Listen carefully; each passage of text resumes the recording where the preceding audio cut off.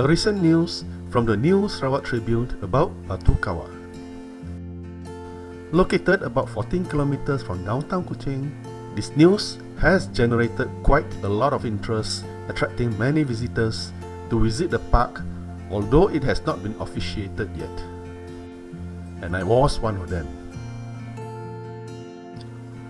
The landscaping is superb, and there is an imposing observation walkway to view the surroundings. This place will indeed help in making Batu Kawa Bazaar vibrant again. Batu Kawa is one of the several old bazaars found along the Sarawak River. Kuching have a soft spot for naming places starting with the word Batu, like Batu Lintang, Batu Kitang, Tanjung Batu, Batu Kinyang, and of course, Batu Kawa. Have you ever wondered how Batu Kawa got its name? There is a story about it as told by W.J. Charter in his book Sarawak Long Ago.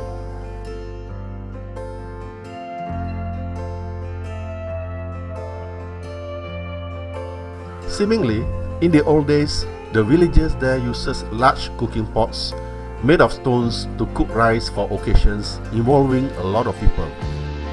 In due course, the place was known as Batu Kawa, as Kawa means a cauldron or cooking pot, and Batu means rock or stone, so it's cooking pot made of stones. And this brings us to the legend of Batu Kawa. The story goes like this. Once upon a time, there was a wedding feast in the village. At the wedding reception, the bride and bridegroom were sitting on the dais, while the guests were sitting on the floor around them. Nearby, some of the villagers were cooking rice in a stone cauldron. A cat happened to walk past, and one of the people there decided to play a prank.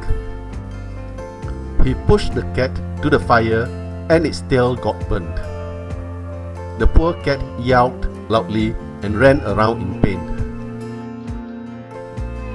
The villagers laughed at its antics and some even kicked it.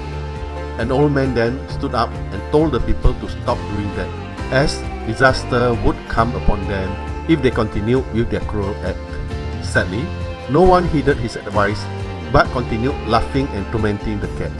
Lo and behold, within a few minutes, a thunderstorm descended on them, and a sudden clap of deafening lightning and thunder turned the entire group of people there into rocks. The rocks were arranged in a circle, with the two larger rocks in the center representing the bride and bridegroom, and the smaller rocks around the two large rocks representing the guests. The rocks were said to be located just below the present-day Chinese temple. So, on the same day that I went to see the riverside park, I also went to have a look at the rocks. Indeed, there is a pile of rocks just below the temple.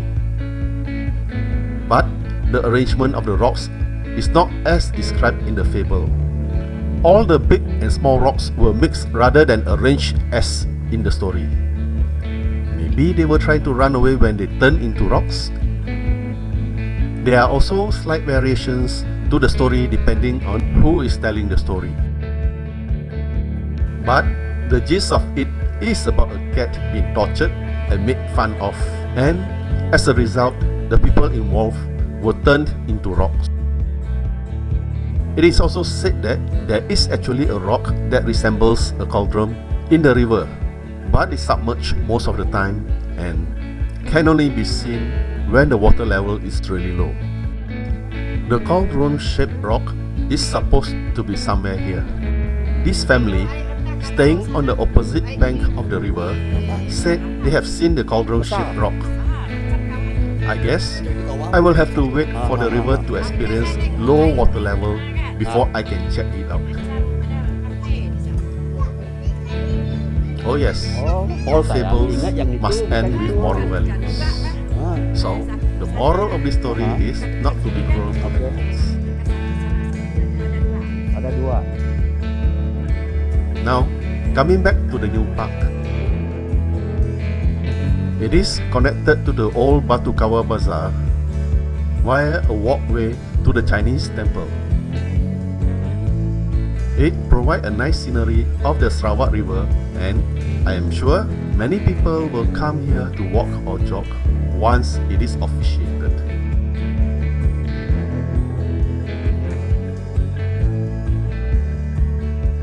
For those who plan to come at night, maybe it's a good idea not to stay on too late, as there is a cemetery opposite the park. You know what I mean?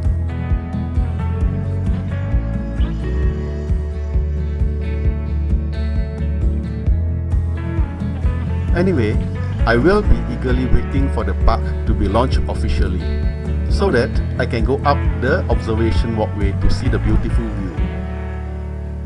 Thank you for watching this video. I hope you like it.